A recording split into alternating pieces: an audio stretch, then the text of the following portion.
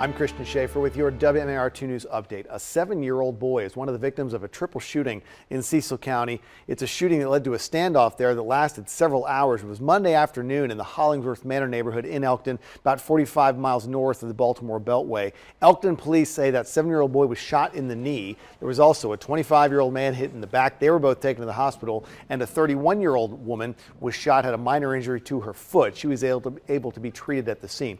Police say the victims are all expected to survive. It's not clear whether police arrested anyone. They are planning to hold a news conference today. We'll, of course, bring you any updates as we get them on WMAR2news.com. The Maryland Senate is holding a virtual hearing today to discuss issues Marylanders have been having with the state's new unemployment website. The hearing is expected to take several hours because more than 1,100 people signed up to try to testify. There's only time for the first 270 to speak. Others can still submit an email or video testimony. The Beacon One-Stop application has been plagued with issues from the very moment it launched. The company that created the site, Sagitech, says it has worked out most of the problems, but people who are having those difficulties still have been calling into the newsroom here to tell us about them. The hearing starts at 1 o'clock this afternoon. It will be live streamed through the General Assembly's website. We've got a link to that on our website, WMAR2news.com/Rebound Maryland. The Baltimore City Council has passed legislation that would freeze rent increases during the pandemic. It's called the Renter Relief Act. It would prohibit landlords from raising the rental rates during a state of emergency and also for 3 months after it's lifted. It also blocks landlords from imposing fees for late payments. The new legislation now heads to the desk of Mayor Jack Young, who would have to still sign it before it could take effect.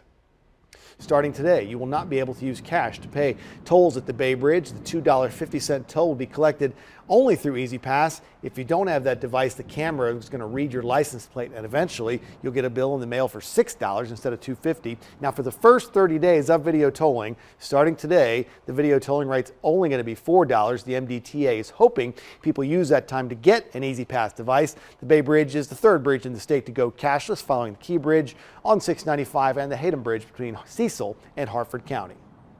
Now from WMAR 2 News, Maryland's most accurate forecast.